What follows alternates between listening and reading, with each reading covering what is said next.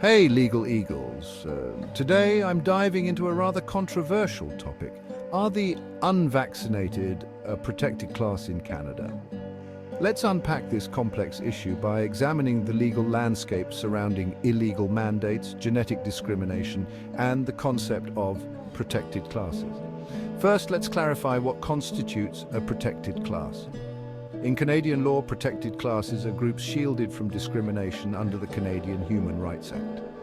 These include race, national or ethnic origin, color, religion, age, sex, sexual orientation, gender identity or expression, marital status, family status, genetic characteristics, disability, and a conviction for which a pardon has been granted.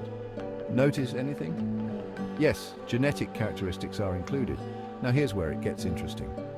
With the advent of COVID-19 vaccines, a new debate has emerged about genetic differences. Vaccines, especially mRNA vaccines, work by introducing genetic material into our cells to produce spike proteins, triggering an immune response.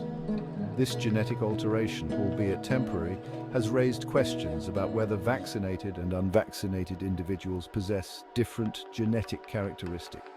The key question is, can being unvaccinated be considered a genetic characteristic? According to some legal interpretations, the decision to remain unvaccinated might connect to genetic makeup, particularly if someone avoids vaccination due to a genetic predisposition to adverse reactions. Therefore, the argument goes discriminating against the unvaccinated could be seen as genetic discrimination. This brings us to illegal mandates. Throughout the pandemic, various mandates requiring vaccination for employment, travel, and even access to public spaces have been implemented. If these mandates disproportionately affect individuals with certain genetic characteristics, they could potentially be challenged as discriminatory under Canadian law. But let's not get ahead of ourselves. The legal community is still grappling with these concepts. Legal precedents in this area are sparse, and courts have yet to make definitive rulings on whether being unvaccinated constitutes a protected class based on genetic characteristics. However, there have been some relevant cases worth noting. For instance, in the United States, the Genetic Information Non-Discrimination Act, GINA, has been invoked to argue against mandatory vaccination policies. Although Canada doesn't have an exact counterpart to GINA, the principles of genetic non-discrimination still apply under Canadian law. Another point to consider is the balance between public health and individual rights. Governments have a compelling interest in promoting vaccination to control the spread of infectious diseases.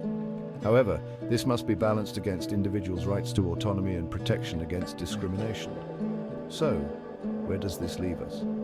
While it's clear that the issue is legally complex and evolving, there is an argument to be made that unvaccinated individuals could be considered a protected class under the genetic characteristics provision.